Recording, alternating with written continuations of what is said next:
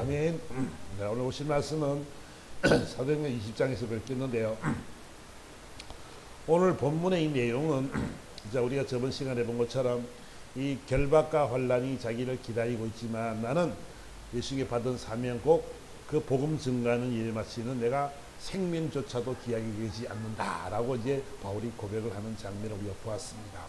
오늘 이 설교는 뭐냐면 바울이 오늘 이제 여기 가면 이제 에베소를 떠나서 지금 이 생명의 말씀을 전하는 에베소 장로들에게 복음을 전할 때 있잖아요. 이제는 고별 설교입니다. 이제 다시 못 볼 것 같은 그런 고별 설교는 장면을 오늘 우리는 보게 됩니다. 바울이 인생을 딱 돌아보면서 생각이 뭐냐면 자기는 모든 사람에 대해서 피에 대해서는 깨끗하다 이렇게 고백을 합니다. 여러분 사람이 있잖아요. 내가 참 깨끗하다 나를 본받으라 하기가 참 힘들잖아, 그죠? 나를 본받으라는 말을 하기가 참 힘들잖아, 그죠? 저는요 자녀들이 나를 바라볼 때 내가 마지막에 이제 하늘나라 갈 때 우리 아이들이 참 누가 물어보면 세상에서 누구를 최고 존경합니까? 물어본다면 우리 아이들이 저는 아버지를 참 존경합니다. 이런 소리를 참 들었으면 좋겠어요. 근데 내가 그런 삶을 살아갈지 그것이 의심스러운 거죠. 그죠? 그러니까 부모가 되어서 자식들에게 본을 보이고 자식이 부모를 닮고 존경할 만한 그런 삶이 되어져야 되는데 그런 삶을 잘 못 살아가는 것이 우리 인생들이란 말이에요. 그러고 싶은데 잘 못 살아간단 말이에요. 근데 바울은 뭐라 그래요? 나는 모든 사람의 피에 대해서는 깨끗하노라 이렇게 말한다. 그리고 나를 본받아라 이렇게 말하는 바울의 당당함을 우리는 보게 됩니다. 왜 그러냐 그러면 바울의 인생 여정이 그랬습니다. 예수를 모를 때는 예수 믿는 사람들을 옥에 집어넣고 매를 때리고 뭐 죽이기도 하고 못된 짓을 너무너무 많이 했지만 주님 만나고 난 뒤에 그의 삶은 완전히 바뀌어 버렸습니다. 완전히 바뀌었습니다. 생각이 바뀌고 말이 바뀌고 행동이 바뀌어졌죠. 지금까지는 예수가 이단이도 알았는데 그것이 아니라 예수님만이 길이요 진리요 생명임을 그는 알았다는 것이지요. 그걸 깨닫고 나니까 세상의 어떤 것보다도 가장 귀한 것이 뭐라고? 바로 예수더라는 거예요. 예수님만이 구원자가 되니까 그분만 나의 보호자가 되고 인도자가 되니까 그분보다 더 귀한 분이 없더라는 것을 그는 알았다는 거지요. 그러니까 가장 자기가 가치 있는 자가 누구냐? 예수고 이 가장 가치 있는 일이 뭐냐? 바로 복음 전하는 일이다. 이 복음 전하는 일을 하면서 있잖아요. 그는 정말 최선을 다해서 복음을 전하는 장면을 우리는 보게 됩니다. 고린도후서 11장에서 말씀을 쭉 하는 것처럼 그는 엄청나게 많은 고통과 고난과 괴로움과 여러 가지 위험 속에 그는 살아왔습니다. 엄청나게 많은 매를 맞기도 하고 태장을 맞기도 하고 엄청나게 많은 그런 고통 속에 돌을 맞아 한번 죽기까지도 하는 그런 삶을 살았던 그 바울이 이제 고백하기를 내가 그럼에도 불구하고 나는 정말 여러분들을 위해서 주와 복음을 내가 전했던 사람이다. 내가 어떤 환경과 처지 속에서도 나는 절대로 당당하게 목숨도 내가 아끼지 않고 내가 주와 복음을 위해 살았노라라고 지금 이렇게 증거를 하고 있다는 것이지요. 그래서 있잖아요. 내가 자신 있게 살았다. 참 고백하는 고백이 참 중요한데 우리 인생이 있잖아요. 길어봐야 뭐 성경 말하기를 우리 연수가 70이요 또 강건하면 80이라도 그 연수의 자랑은 수고와 슬픔뿐이요 신속이 지나가니 우리가 날아가나이다 라고 다윗이 시편에 고백을 하고 있습니다. 세월이 너무너무 빠르더라는 거예요. 살아보니까 7, 80이 그만 금방 가버리더라는 거죠. 그지? 나도요, 제가요, 59살에서 60살이 될 때요, 제가요, 깜짝 놀랐어요. 한동안 내가요, 시위가 빠져가지고 내가 60이 되다니. 옛날에 60살이면 어때요? 완전 할머니, 할아버지잖아. 그죠? 깜짝 놀랐어요. 60이 넘는다는 사실이 인정되지도 않더라고. 야, 이해도 안 될 뿐더러 인정하기가 싫더라고. 60이라는 숫자가. 참 어려웠습니다. 그래서 참 힘들었었는데 근데 이제 세월이 또 지나다 보니까 금방 60이 넘어가고 또 이제 그 70을 가까이 가는 모습을 바라보면서 참 세월이 참 빠르다는 것을 느끼게 됩니다. 그러니까 우리 삶의 모습도 있잖아요. 삶의 정리가 우리가 나이가 많이 들어서 그런 것도 있지만 젊었을 때라도 우리 삶의 정리가 한번 필요하다는 생각을 하게 됩니다. 오늘 내가 죽는다면, 오늘 이 바울이 고별 설교를 하는 거거든. 이제 다시는 내가 너희를 못 볼 거야. 왜? 이제 어떻게 될지 모르니까. 환난과 핍박이 나를 기다리고 있고 나는 어떻게 죽을지 모르니까 이제 내가 너희들 만나기 힘들 거야. 자, 그런 고별 설교를 한단 말이야. 유언적인 설교를 한단 말이야. 보세요. 그러면 저와 여러분들도 한번 이 생각을 해봤으면 좋겠어. 내일 내가 죽는다면, 여러분이 죽는다 그러면 여러분 어떤 말을 자식들에게 또 주위 사람들에게 말하고 싶을까요? 여러분들 살아오면서 우리가 유언을 남기라 그러면 살아오면서 내가 살아왔을 때 어떤 후회가 많을 것이고 또 내가 정말 잘못 살았음에 대한 후회도 있을 것이고 정말 부족함에 대한 그런 후회도 있을 것이고 자식들에게 못해준 것에 대한 그런 후회도 있을 것이고 그래서 내가 그런 사과를 할 것 같아요. 미안하다라고 또 이야기할 것 같아요. 내가 너희들에게 못해준 것에 대해서 미안하던 사과도 해줄 것 같아요. 그치? 어쨌든 내가 지금 죽는다면 아마 그러지 않을까. 또 내가 죽는다면 고마운 사람들에게 정말 감사했다고 고마웠다고 그런 표현을 또 하게 될 것입니다. 고마움과 감사를 표현하게 되겠죠. 그리고 참 아쉬웠던 그런 점들에 대해서 또 이야기도 할 것입니다. 또 마지막에는 자녀나 또 부인이나 남편에게 또 이 어머 부모에게 또 이 형제들에게 이런 부탁의 말도 할 것 같아요. 그죠? 잘 부탁한다고 또 잘 보살펴달라고 당부하는 그런 모습도 우리는 그러지 않겠습니까? 그래서 여러분들이요, 오늘 여러분들의 숙제를 제가 하나 내주려고 그러는데 여러분들이 내일 죽는다면 유언서를 하나씩 작성했으면 참 좋겠어요. 아멘? 대답했어. 아멘? 아니요, 이게 필요해요. 여러분, 내가 오늘 죽는다면, 내가 내일 죽는다면, 여러분들이 자녀들에게, 남편에게, 아내에게, 또 부모에게, 형제들에게 어떤 말을 할 건가? 이웃에게 정말 야, 나 잘 살았으니까 나를 본받아 할 정도의 삶을 살아가는가, 하고 있는가를 한번 점검해보는 시간이 되기를 주님으로 축원합니다. 한번 필요할 것 같아요. 유언서를 한번 써보기를 바랍니다. 다음 주에는 유언서를 한번 읽어볼까? 써와가지고 이게 여러분들 참 삶에 중요한 것이잖아요. 나를 한번 돌아볼 수 있는, 정리해볼 수 있는 시간이 참 필요해요. 우리는 있잖아요, 무조건 앞을 보고 쭉 살아간단 말이에요. 뒤도 안 돌아보고 옆도 안 돌아보고 앞만 보고 쭉 걸어간단 말이에요. 내 삶의 위치가 지금 어디쯤 되는지, 나는 어떤 삶을 살고 있는지, 내가 살고 있는 삶이 잘 살고 있는지 못 살고 있는지 우리는 잘 모른단 말이에요. 그러니까 여러분들이 한번 돌아볼 수 있는 그런 시간들이 되기를 바랍니다. 아멘. 그래요. 그래 오늘 보세요. 이 바울은 이런 설교를 한단 말이에요. 나는 모든 사람들의 패대가 돼서 깨끗하다. 왜? 나는 내가 끓이키지 않고 하나님의 뜻을 다 여러분들에게 전했다는 거예요. 내 뜻이 아니고 하나님의 뜻을 나는 다 전한 사람이에요.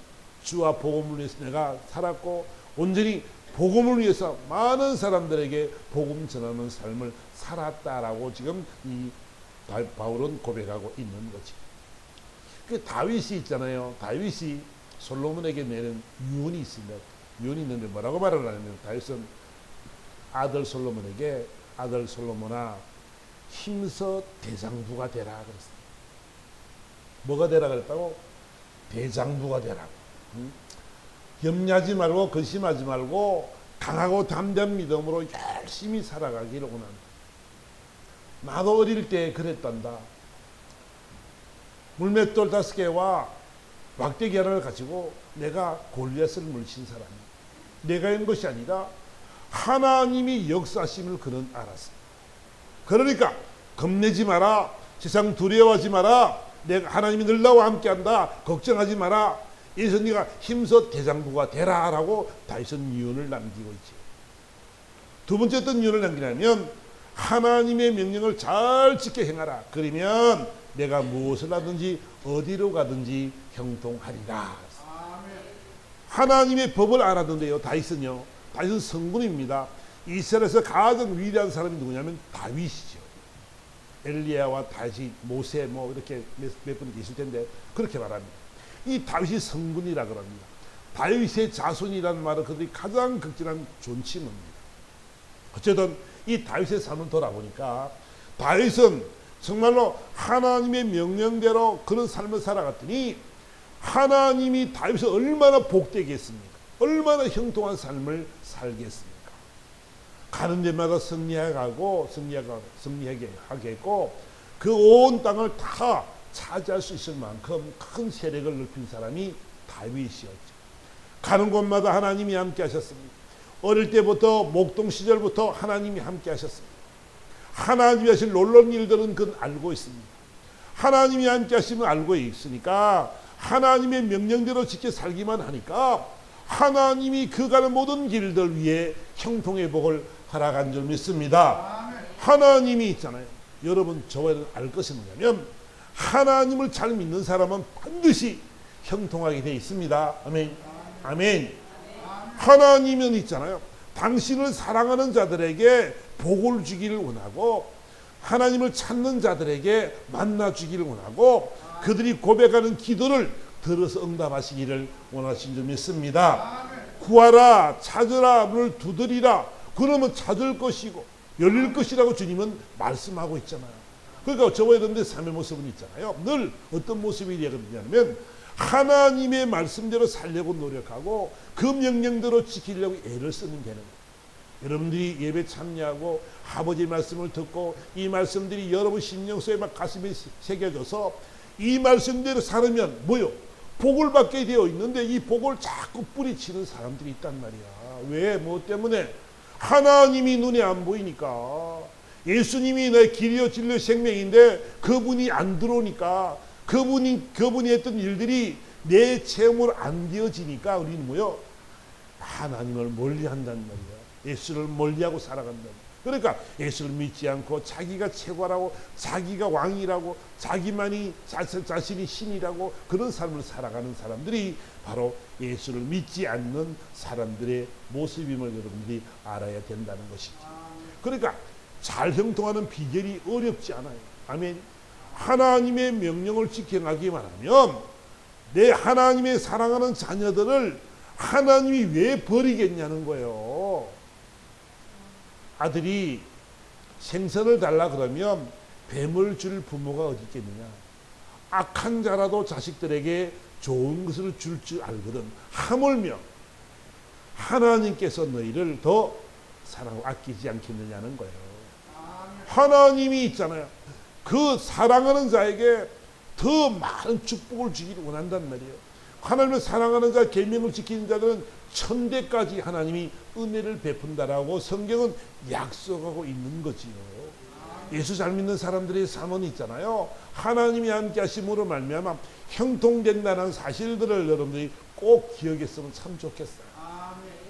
하나님이 그래서 여러분 인생 여정 속에 살되게 만들어서 하나님이 영광을 받으시려고 여러분들을 통해서 하나님이 영광을 받으시기를 원하신 줄 믿습니다. 그래서 여러분들을 잘되게 하실 것이고 여러분 인생 여정 속에 간섭하시고 개입하셔서 그들이 엉뚱한 길을 빠지지 않도록 때로는 징계를 때로는 고난을 때로는 아픔을 주어서 그 길을 온전히 가게 만드신 분이 바로 우리 주님이심을 믿습니다. 아멘.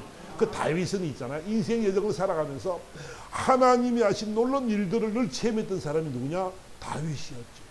너무 잘 알죠. 다윗은 늘 체험되진 않아요. 목동 시절에 있을 때도 그 곰이 와서 양 새끼를 끌어 집에 넣기도 하고 사자들이 와서 그런 양을 물어가기도 하고 그랬을 때도 어떻게 한다는 거예요? 가서 곰의 입을 찢어버리고 그 사자의 입을 벌려서 양떼를 구해내는. 아니 그 어린 소년이 어떤 힘이 있어서 사자를 이깁니까? 어떻게 곰을 이길 수가 있어요? 그런데 있잖아요. 하나님이 함께 하심으로 말미암아 이 놀라운 일들을 이뤄내는 것이 바로 다윗이었단 말이에요. 그러니까 자신 있게 이 다윗은 말한다는 것. 솔로몬아 하나님의 명령을 지켜 행하라. 그러면 반드시 하나님이 너에게 복을 주고 형통케 할 것이다 라고 이렇게 죽으면서 유언을 남기는 모습을 보게 됩니다.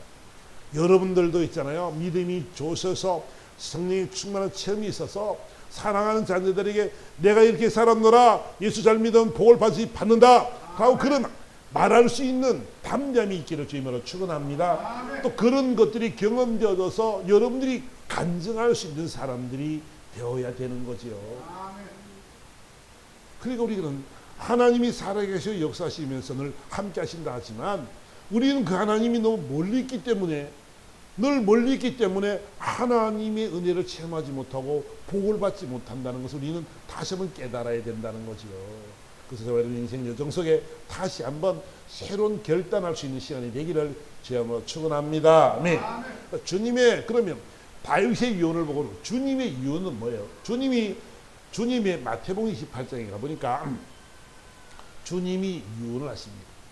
예수께서 나와 말씀하여 이르시되 하늘과 땅의 모든 권세를 내게 주셨으니 그러므로 너희는 가서 모든 민족을 제자로 삼아서 아버지와 아들과 성령의 이름으로 세례를 베풀고 내가 너에게 분반 모든 것을 가르쳐 지키게 하라. 볼지어다 내가 세상 끝날까지 너희와 항상 함께 있으리라. 아멘. 주님이 뭐라고 말씀하시냐면 하늘과 땅의 권세가 내게 있다. 하늘과 땅의 권세가 내게 있으니까 너는 가서 뭐냐면 내 이름으로 아버지와 아들과 성령의 이름으로 세례를 베풀라라고 말씀하죠. 그리고 너에게 분반 모든 것을 가르쳐 지키게 하라 그랬어요. 하나님 우리에게 명령하신 것, 주님이 우리에게 명령하신 것이 뭐냐면, 유언이 뭐냐면, 야, 너는 가서 많은 민족들에게 제자를 삼아서 세례를 베풀으라고 말씀하고 있어요. 왜?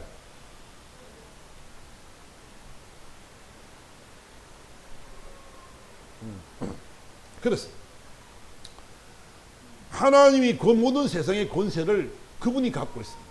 그러니까 그 이름으로 세례를 베풀고 분배 지키고 가르치고 지키게 하라고 말씀하고, 그 교훈이 있잖아요. 여러분들이 예수의 복음이 있잖아. 예수님의 이 말씀을 많은 사람들에게 가르치고 전해야 될 의무가 우리에게 있는 거예요.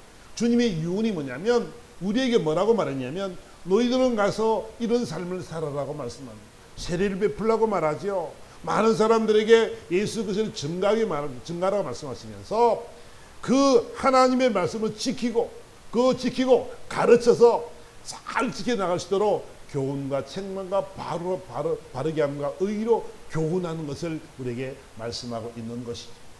그 여러분, 오늘 우리는 저와 여러분 인생 여정 속에 주님이 우리에게 이런 유언을 했단 말이야. 사랑하는 아들아, 너는 할 일이 있는데 뭐냐면 가서 많은 자들에게 복음을 전해라. 그리고 가르쳐라. 뭐를? 예수 그리스도를, 길이요 진리요 생명의 예수를 가르치라고 우리에게 말씀하고 있는 것입니다. 세상에는 죽어져가는 영혼들이 너무나 많습니다. 세상에는 있잖아요, 죽어져가는 영혼들이 너무나 많기 때문에 우리는 예수님의 이름의 권세를 가지고 가서 이 일을 감당하라고 주님이 말씀하고 있는 거죠. 세상에는요, 복음을 모르는 사람들이 얼마나 많은지 모릅니다. 어떤 사람들이 물어봤더니 예수 믿어야 구원받습니다. 교회로 나와야 됩니다. 이래 물어봤더니 자기에게 복음 전하는 사람이 지금까지 한 사람도 없었다. 이런 사람도 있더라고요.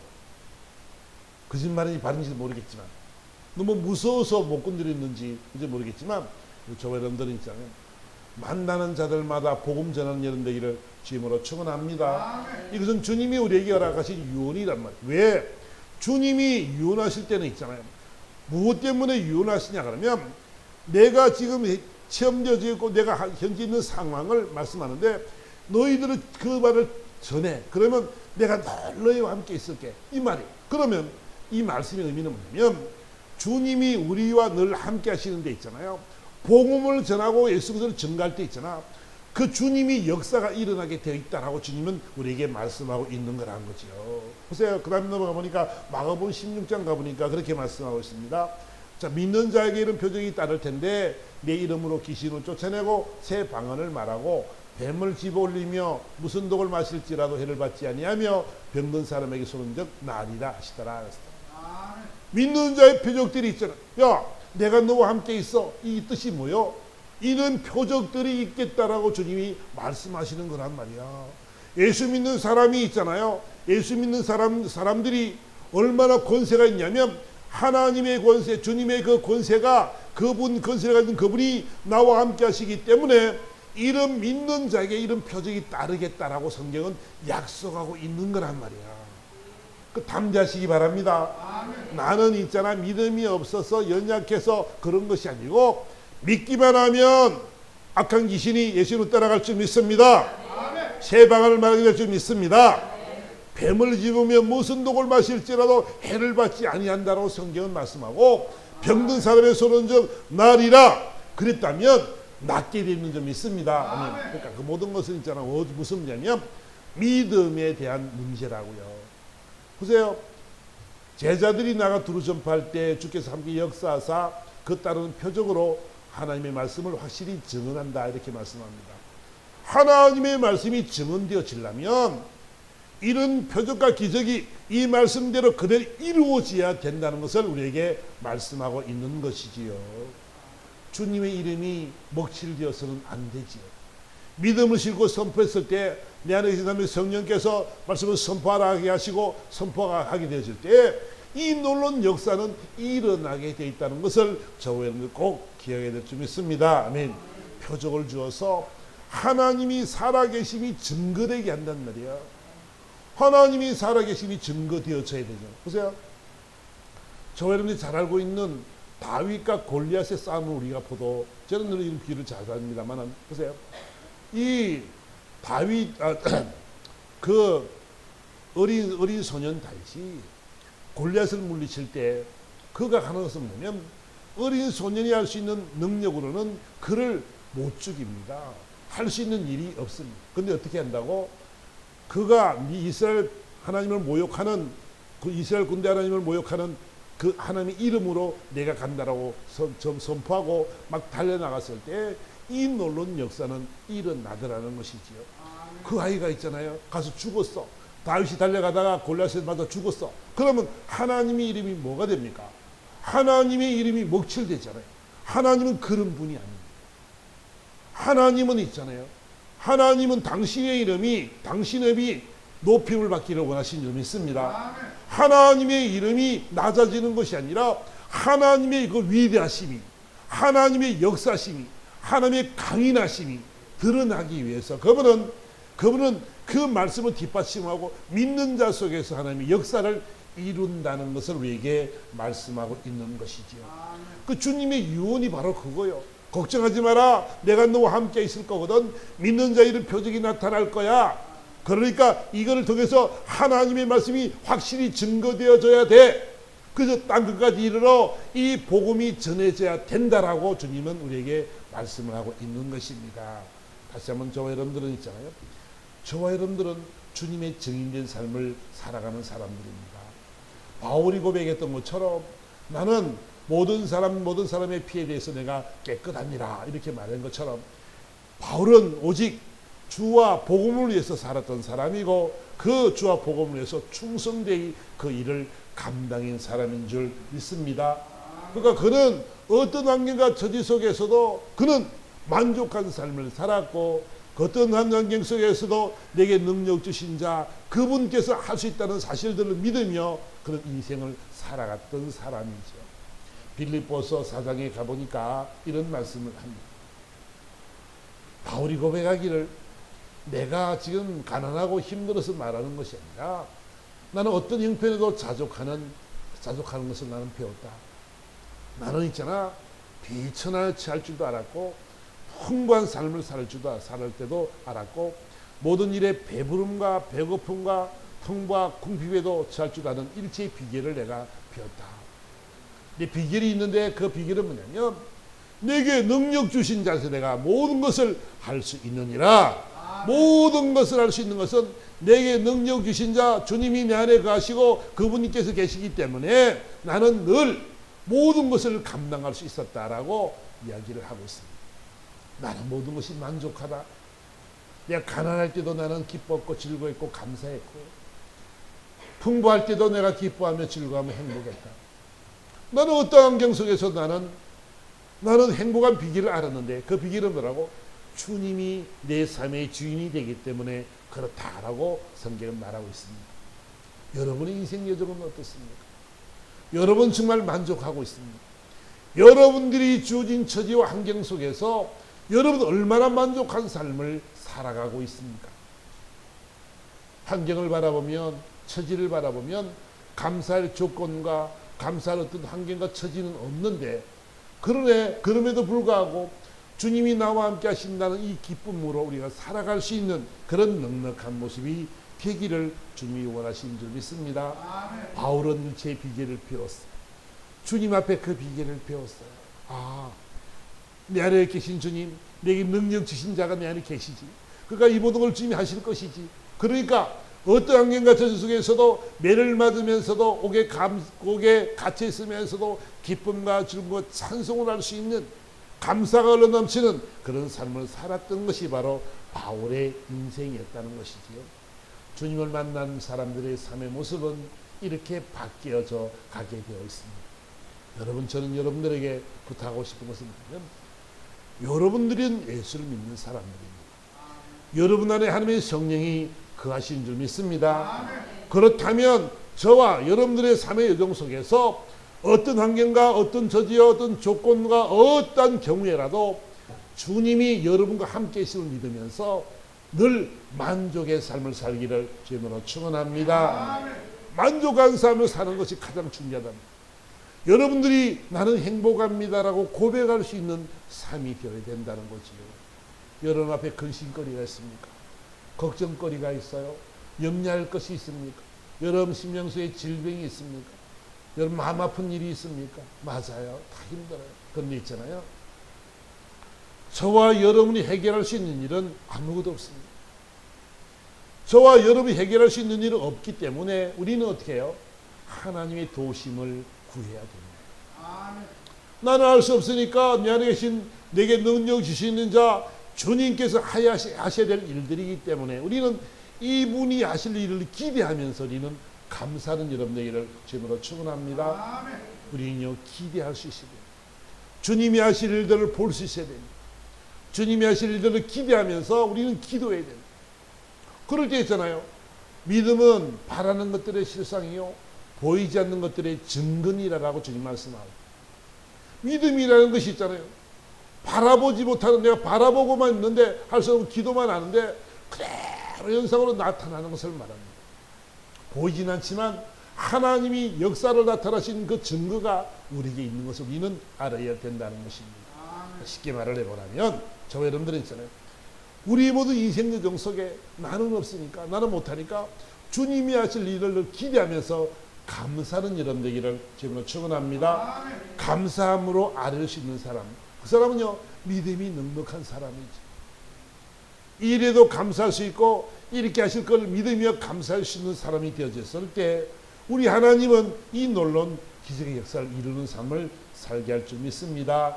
그 빌립보 4장 4절의 말씀은 이렇게 말씀한다면, 주 안에서 항상 기뻐하라. 다시 말하노니 기뻐하라. 너희 간증을 모든 사람에게 알게 하라. 주께서 가까우십니다. 그 다음 6절에 아무것도 염려하지 말고 다만 모든 일에 기도와 간구로 너희 구할 것을 감사함으로 하나님께 아뢰라. 모든 일에 기도와 간구로 너희 구할 것을 하나님 앞에 감사하면서 아뢰라라고 이야기하지. 그죠? 아멘. 아멘. 우리는요 하나님 앞에 감사하며 하나님께 고백하는 삶이 필요한데, 그렇다면 어떻게 한다며? 그리하면 모든 지각에 뛰어난 하나님의 평강이 그리스도 예수 안에서 너희 마음과 생각을 지키시리라. 하나님이 그 마음을 지키겠다는 거잖아요. 여러분 가장 중요한 것이 있잖아요. 여러분들의 마음이란 말이에요. 여러분들이 마음을 어떤 마음을 먹느냐에 따라서요 환경이 달라집니다. 환경은 똑같은 데 있잖아요. 여러분 마음만 달라지면, 마음만 바뀌면 모든 환경이 달라지게 되었어요. 달려 보이지게 되어 있어요. 똑같은 환경 속에 있지만, 힘들고 어렵고 아픔과 괴로움 속에 있지만 마음이 바뀌어지면은, 마음이 감사함으로 바뀌게 되면은 환경 자체가 뭐로 보여요? 감사함으로 바뀌게 될 줄 믿습니다. 그래서 하나님이 뭐라 그래요? 모든 지각에 뛰어난 모든 것을 다 아신 하나님이 평강 우리에게 주셔서 우리 속의 마음과 생각을 지키겠다라고 주님은 말씀하고 있는 줄 믿습니다. 그러니까 저와 여러분들은 있잖아요. 예수 믿는 사람들의 삶은 좋은 게 뭐냐면 여기 있어요. 하나님 앞에 감사의 삶을 살아가는 거죠. 이름에도 불구하고 감사합니다. 저름에도 불구하고 감사합니다. 그렇게 이런 환경 속에 있음에도 나는 감사합니다. 이런 모습으로 바뀌어질 때 있잖아요. 저와 여러분들의 삶을 주님께서 평강으로 허락하게 될 줄 믿습니다. 아멘. 그래서 우리는 이런 평강의 삶을 살아갈 때 있잖아요. 우리는 세상 것들에 대해서 욕심 부리지 않고 세상을 추구하고 지향하는 그런 삶이 아니라 오직 하나님 기뻐하는 그 삶을 살아갈 때 이 놀라운 기적의 역사는 저와 여러분들의 것이 될 줄 믿습니다. 아멘. 그래요. 오늘도 결론적인 말을 다시 한번 해보라면 저와 여러분의 삶 속에 있잖아요. 지금 내가 이 바울처럼 내가 죽는다면, 내가 떠나간다면 내가 무슨 말을 할 건가? 내가 정말로 내가 죽는다면 내 자녀들에게, 내 아내에게, 남편에게, 내 부모에게, 형제에게 어떤 말을 할까? 나는 잘 살았다, 나를 따르라, 나를 본받으라 말할 수 있을까? 생각을 한번 해보는 삶이 됐으면 참 좋겠습니다. 여러분 인생 여정 속에 여러분 정말 여러분들이 있잖아요. 정말 하나님 보시기에 사람이 보기도 아름답기도 하겠지만은 하나님이 보시기에 정말 아름다운 삶을 살았을까? 하나님 보시기에 여러분을 바라보면서 그래 잘했어, 잘 살았다 이렇게 말할 수 있을 것인가? 우리가 한번 해보는 시간 되기를 주님으로 축원합니다. 네. 그래서 우리 마지막 모습을 다시 한번 그려보면서 한번 기도하는 시간 가지면 참 좋겠어요. 하나님, 오늘이 마지막이라면 나는 하나님 앞에 무엇을 했을까요? 하나님의 기쁨이 되고 하나님의 마음에 든 사람이 될까요? 내가 지금 마지막 날이라고 한다면 내가 자녀들에게, 후손들에게 어떤 말을 내가 남겨야 될까요? 이걸 다시 한번 생각해보는 그런 시간 되어져서 정말 하나님 기뻐하는 삶을 살아서 하나님이 마음껏 우리를 축복할 수 있는 그런 저와 여러분 되기를 예수 이름으로 축원합니다. 아멘. 이제 주의 한 부르고 다 같이 한번 생각하면서 기도하겠습니다.